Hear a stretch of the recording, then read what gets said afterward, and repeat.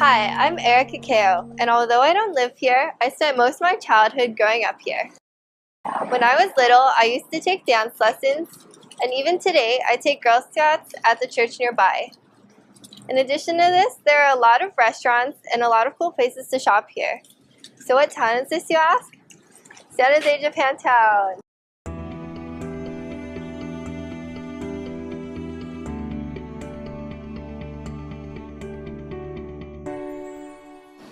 You probably had the chance to visit San Jose, Japantown too. There are a lot of great restaurants, shops, and events that keep the area busy year-round. What a lot of people don't know is that this area actually has a lot of history. For example, did you know that in the late 1800s, this area started out as Highlandville, which is actually a Chinatown?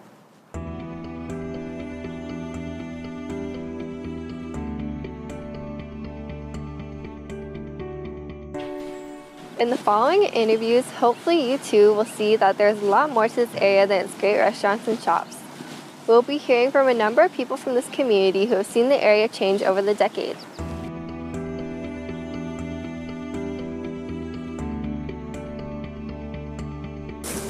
Today, there are a lot of single-family homes with many different cultures.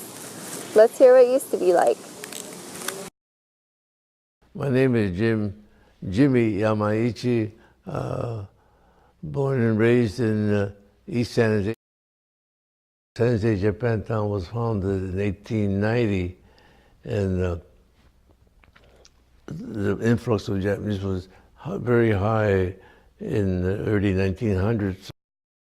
The neighborhood, the Santa Clara Valley at the time, this is roughly, there was approximately 3,500, maybe 4,000 Japanese Americans living in this valley here, dependent on San Jose, Japantown, because they come from far as Gilroy into San Jose, then down from Alaviso, and then from up in Cupertino area, from various. So we all merge on weekends and do our shopping. My name is James Weishi, and I was born in San Jose, the year 1927. We used to play out in the street, like on 6th Street, between Jackson and Empire there. We used to play baseball on the street, because those days, not many cars, right? Then on 5th Street, in front of Minetta's house, we used to play a lot of baseball there too on the street, you know. Okay, my name is Earl Santo.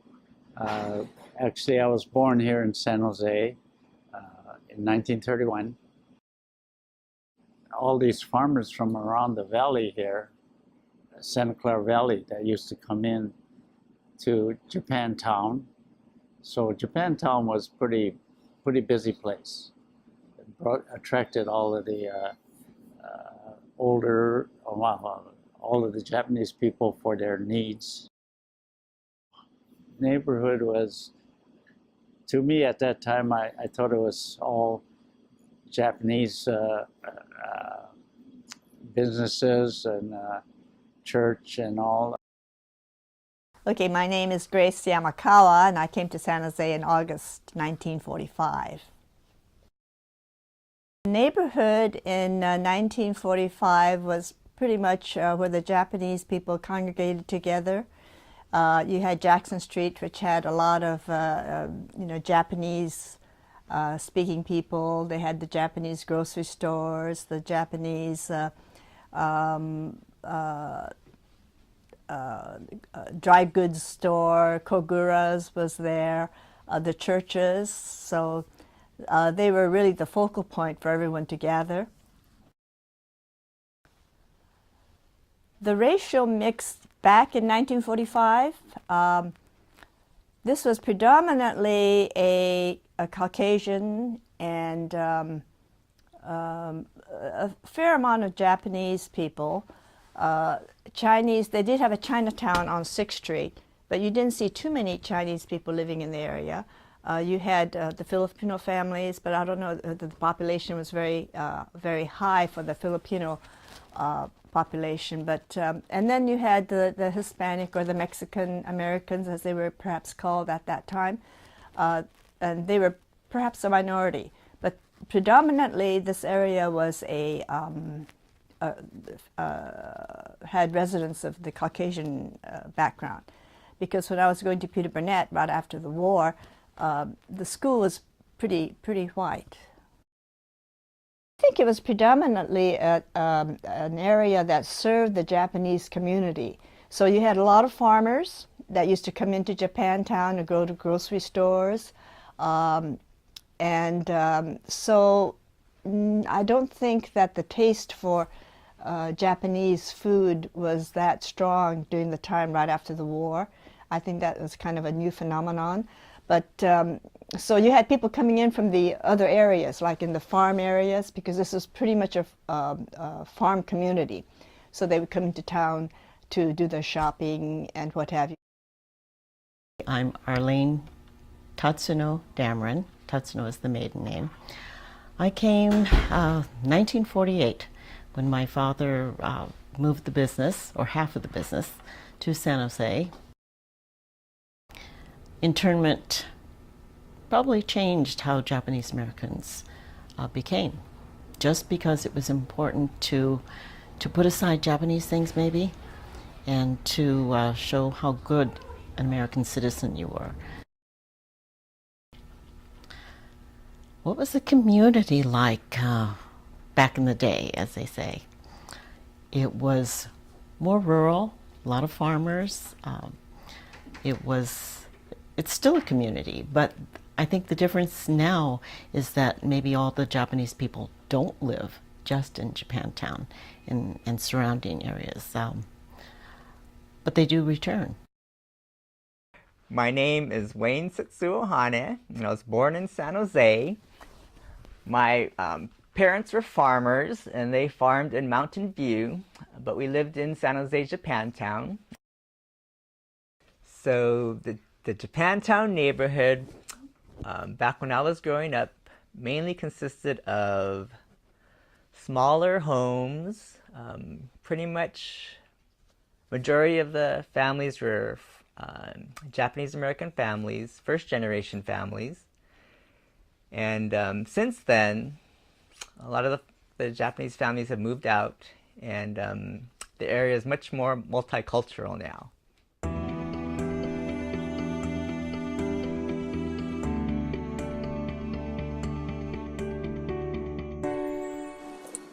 So how about the shops? Today there's a wide variety of stores, from food markets to hat, clothes, and shoe stores. I wonder how it is like then. Most of the stores that was there, and mostly like on the corner of 5th and Jackson, was some kind of, I don't know, it was like they sold fertilizer or something. It was a Caucasian guy, Phil Cafaro, I think it was. Then next to that was the beauty shop, Camille's beauty shop. Then Toshi's sweet shop. Next to that, there's Dobashi's warehouse. And next to that, there was a Japanese lady had a family. They had sold candies, snow cones, you know, and next to that became there was a barber shop. Japanese Issei man had a barber shop there. Then next to that was Kawakami's stationery store. They sold Japanese books and all different type of even watches, and you know, they sold every kind of thing.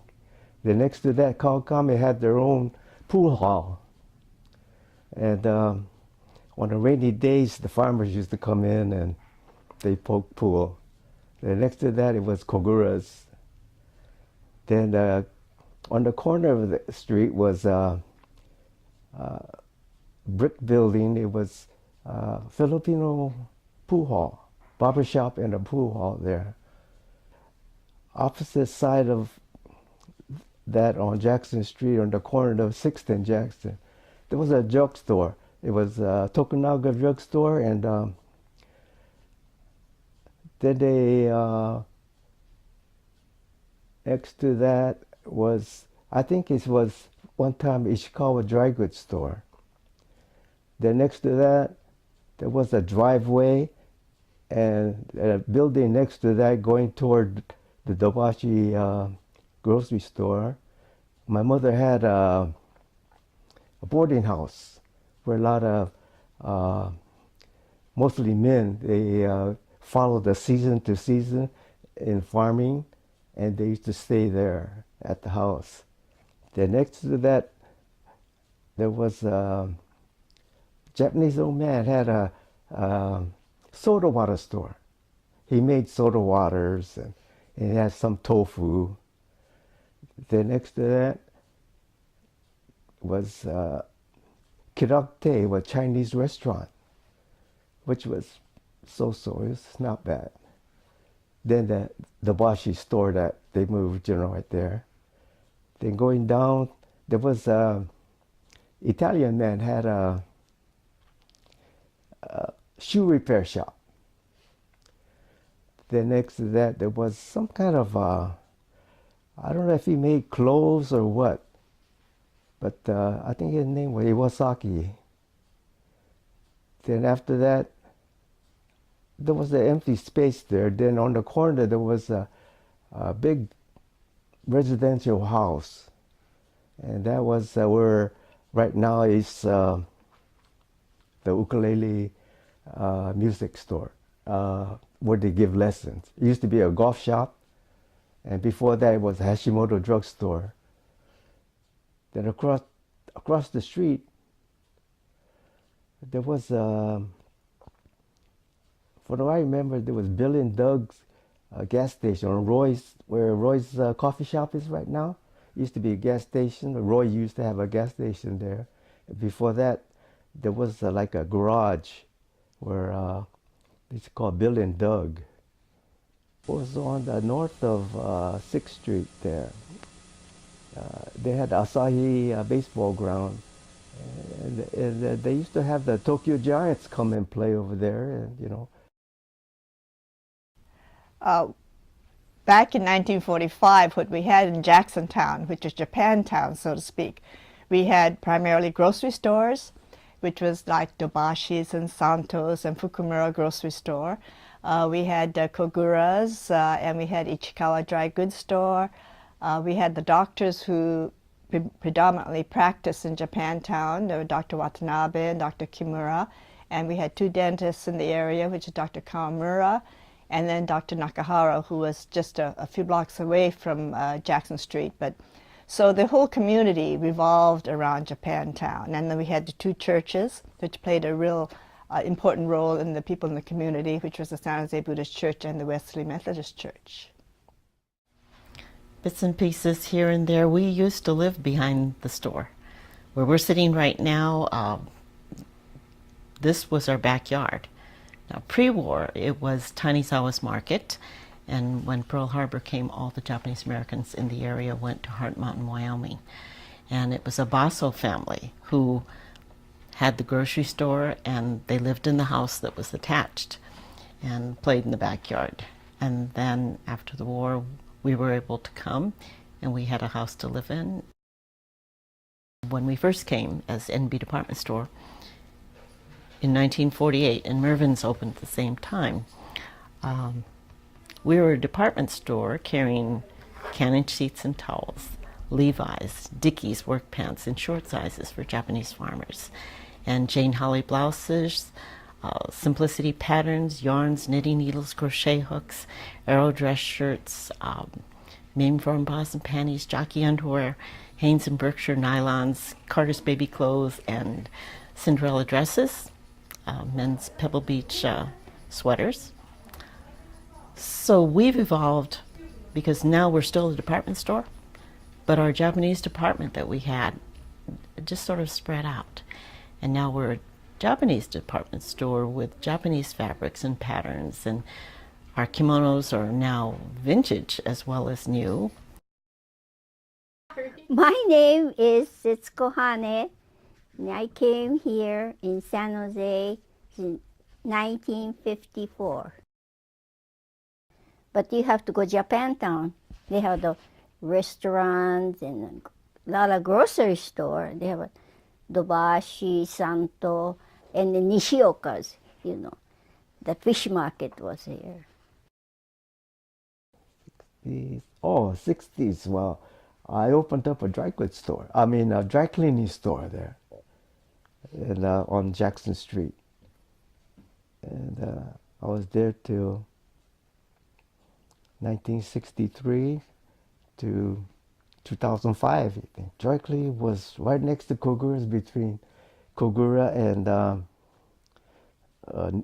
where Nikkei tradition is. Right, it used to be. Now it's called Kukui. In the 60s, yeah, there was Shiseido was still there. At that time, Hank's coffee shop was in the, it's not there anymore. It's, I think, it's a Japanese restaurant. And right now, there used to be, you know, where that. I don't know if that sign is still there. It used to be downstairs. It was the manjuya shop.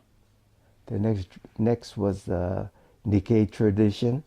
While upstairs used to be a Chinese restaurant too. It used to be called Bill Shanghai. So when I was growing up, most of the stores in Japantown were owned by Japanese Americans. I think there were two main grocery stores in Japantown, Dobashi's and Santo's. Now there's Santo's is still there, but Mitsuya now is the other main grocery store in Japantown. And when I was growing up, there were several restaurants. My sister used to work at Hashimoto Drugstore, so there were a couple of drugstores in Japantown, but they're no longer there.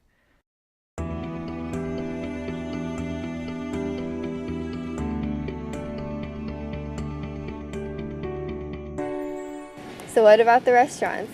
Today there are over a dozen restaurants with a variety of choices. You can have anything from Japanese to Hawaiian to Korean to Chinese. But you'd be surprised to learn that wasn't always this way. So let's find out. In Japantown, in them days, it was mostly Japanese people, where the restaurants were Chinese, and a few Chinese families, yeah. There was this Chinese restaurant on 6th Street called K&, and I think that's where most of the pre-war Japanese ate their China meshi, as we call it, Chinese food. Yeah. A lot of Chinese restaurants around here. Yeah, Shanghai, Q-in-Lo, they're all Chinese people. The restaurants that we used to go to were Chinese restaurants.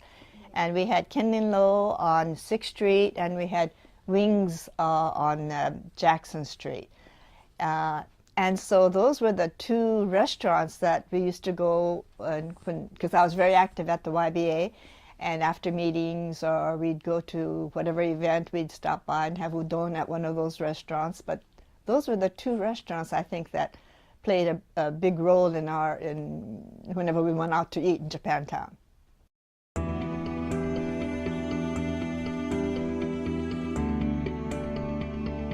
The churches have always been the anchor of the neighborhood. The Betsuin and Methodist Church haven't changed much, but there are several others in the neighborhood. So let's find out. Okay, this is a Buddhist church. Next door to this was an old gymnasium, an old tin can gymnasium, and made of galvanized iron, and went to war, and all of the people in Japantown stored all their personal belongings in there, and a guy named Ben Peckham, attorney, he oversaw it. He was custodian. He made sure that the place won't be vandalized. After the war, after we came back, there was where the Buddhist church is, and they used to have an old gym right next to that. And there used to be a hostel. People come back from camp, and they had nowhere to go. We stayed at the hostel. They had beds. Even the Buddhist church, inside the church they had beds and everything, you know. So they processed through there in first year over 1,700 people through there, stayed for 1 month, 2 months, or a couple of days, whatever it is. They just helped them out. And it got so bad, the people were coming so fast and furious, they took the pews out of here and they slept on the floor of the main church at the height of coming back when relocation time. So it was quite a story when you hear about it and you see what happened, how the Japanese helped each other out. You know, the Issei people are, they out of, you know, right away they out of camp, they all sit around here. So I don't think most of the people don't have a job or anything. I think the churches were the focal point for all socialization for the young people. I know for my life, certainly the San Jose Buddhist Church played a big role in my socialization, where we met a lot of people. We had dances, we had basketball, we had bowling. So it was an opportunity for young people to meet other people. So I think this is true about both of the churches, that they played a big role in expanding our socialization with other people. So my memory of the churches in San Jose, Japantown, see, I went to the San Jose Buddhist Church. The San Jose Wesley Methodist Church is right down the street. Those are the two main churches in Japantown, and most of the people that attend those churches are Japanese American. There's also the Koonko Church, which is close by, just a block away from Japantown. And our family friends, the Ishiwadas, are still the main reverend, and actually the son is now the reverend at that church. And right behind our backyard is the Saint Shonuia, behind my mother's backyard is the Saint Shonuia Church, which is a newer church, mainly consisting of Japanese Americans. How about the schools? What do you think they were like? The schools back then, there weren't too many schools back in 1945. My recollection is that we had Peter Burnett right here on 2nd Street here, and then we had Roosevelt Junior High School. We had San Jose High School near where San Jose State is now, and we had Lincoln High School. Even when I was growing up, going to San Jose High School, we were integrated, and we didn't know it. Everybody gets along, whether you're Buddhist or Christian or Vietnamese or Chinese or Japanese, Filipino or Black, Caucasian, you name it. People come to Japantown because it speaks to them. It has values that people appreciate. So when I was growing up, I went to a public school in the area. That school is now closed because there's so much fewer families in the area. But at the public school I went to, there were quite a few Japanese American kids going to that school. I also went to a Japanese language school that was held at the Buddhist church, and I don't believe that they have that program anymore.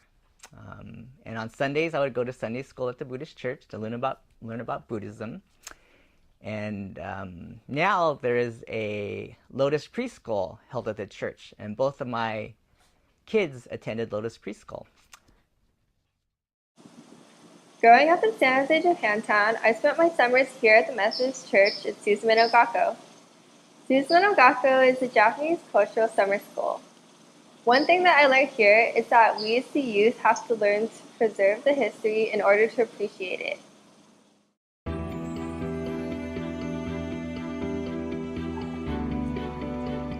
My favorite milk tea. The best loco moco.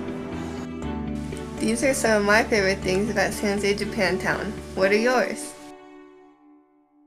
I think my favorite thing about Japantown back in the 45s and early years was really our ability to be able to congregate at a church and do a lot of activities, because other than that we wouldn't have had a chance to meet new people. And so I think the focal point was the church, and I think I enjoyed going to church and meeting people. And when you're young, you know, you enjoyed going to the dances, and so you met people from other areas. And granted, they were perhaps all Buddhists, but they were people from maybe Mountain View or Cupertino or South San Jose or North San Jose, because it was like the town area for us, and so when other people from the other areas came in, of course, you met more people. Favorite things about San Jose Japantown is that it's, in fact, Gil Asakawa, who's a columnist, writes a blog online, and wrote a book about being Japanese American. And I think his wife at one point said, it's like Mayberry or FD.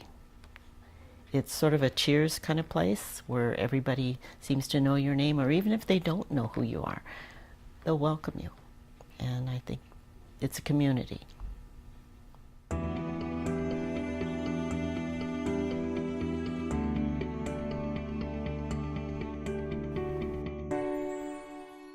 What do you think the future has in store for San Jose Japantown? Japantown will not be the same thing as it is right now, 50 years from now, or even 25 years from now. And so it remains to be seen that the essence, the heart, I like to refer to Japantown's San Jose, the heart of the valley. Like at one time, Japantown, we had 3 drugstores. They're all gone. We had 5 barbershops. They're all gone. So there's many of them. Like one time we had 8 doctors around Japantown, but they all moved towards the hospital. If Japantown changes, I hope they keep the restaurants here, and I hope the churches stay here.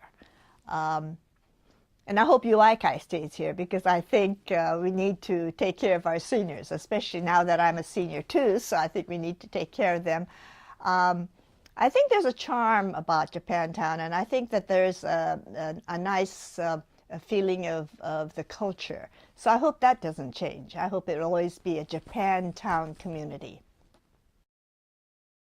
So the one thing in Japantown that I would want to keep the same is the Buddhist church, because it's such a great way for the community to get together, and I really have a lot of good memories of the church, and they really do a lot of great things for the neighborhood.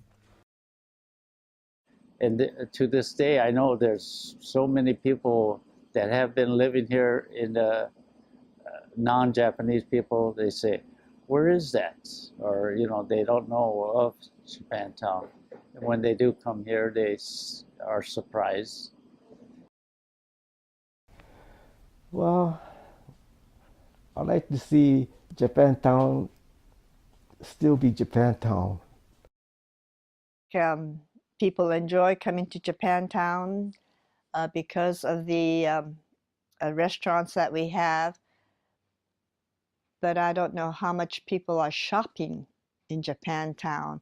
So unless there's something that draws them here, I would hate to think that we're going to lose the culture, because there are only 3 Japantowns left in California, and that's only Los Angeles, San Francisco, and San Jose. So unless the planners find something very unique for San Jose, we really need to try to keep this culture alive. I hope you learned a lot from these interviews. It's definitely made me appreciate San Jose Japantown even more. Back in 1940, there were over 24 Japantowns in all California, but now there are only 3 left. For this reason, we are extremely lucky to have San Jose Japantown, and that's why we need to preserve it and make sure its history stays here forever. Hopefully next time you come to San Jose Japantown, you can really take a minute to look at the area, think about what happened, and what you can do to preserve it. I hope you understand now why this area is so important to me and also for future generations, and also why I love San Jose Japantown.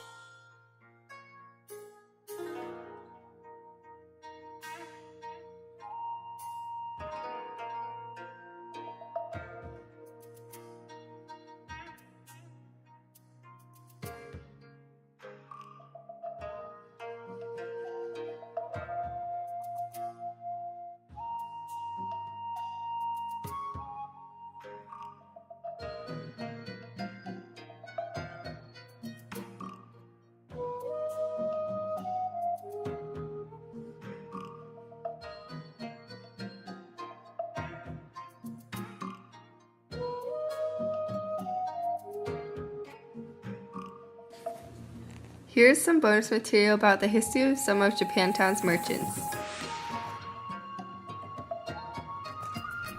Okay, the history of Nichibei-Busan.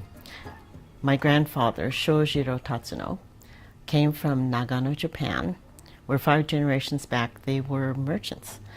But in those days, and maybe even nowadays in some places, only the oldest sons inherit businesses, and he had an older brother. So he wasn't going to have a business, but he knew business. And he looked over, saw America, and decided to come. He arrived, couldn't speak English. And in those days, unless you spoke English, you had to figure out how to fit in because there were no ESL classes for anyone. So he went to work as a houseboy for 8 or 9 years, and then saved up his money, opened a little shop, 621 DuPont in San Francisco, and that later became the famous Grand Avenue.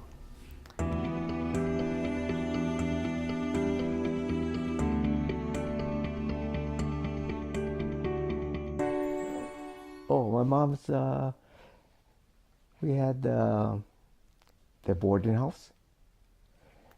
Yeah, because I was only about, I think about 5 years old, maybe not even 5. But there used to be a lot of men, like I was saying, you know, the farmer, they used to farm and work on the farms, and they used to be travel from different areas of California where they could get jobs to pick fruits or whatever, you know. So they used to stay at the place, my mom's place. And there used to be another one, hotel there too, where Shiseido is now, I think. Taiheikan, I think it used to be called. And yeah. But my mom, she ran it for a while until my father wanted to go farming, you know.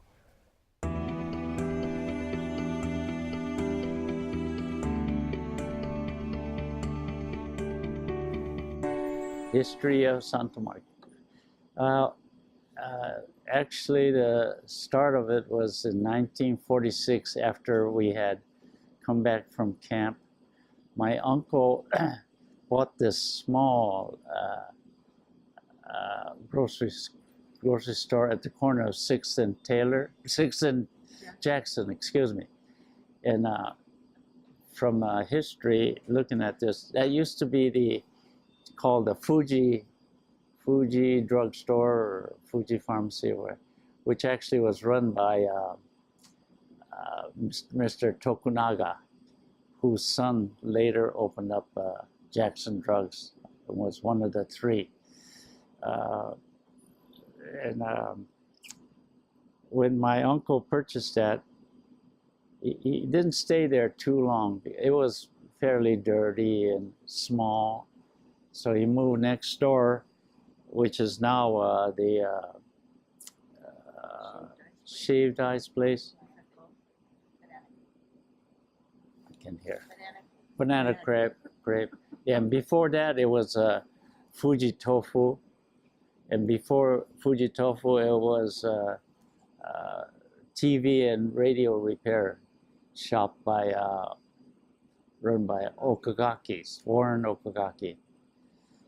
So anyway, getting back, my uncle was at the corner, and then he decided he better move over to the next unit there, which is, this whole building is owned by the Okita family, and they're the ones with the Okita Hall. So I say we, but I didn't join them till later. But he had this store from 1946 to 1955. And during that time, it was pretty hard. See, he came from a non-business occupation, or he was a farmer too. And then he decided to open up the store. Took a lot of man hours and all that, a small store.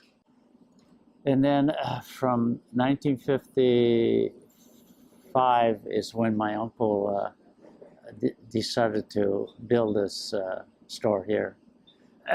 At that time, see, Dobashi Market had started to build from where they were to almost next door to where we were. So at that time, Roy's Market too, they were across the street in an older building, but they moved across for temporarily while they built. So times were pretty good for the business people at that time, and they were able to construct or buy or build new buildings. So 1955, I was in this, just got out of the service. I was helping him out before that, before I went into the service. And when I came out, my uncle asked me if I would join him in the store. Yeah, so here I am, still here today.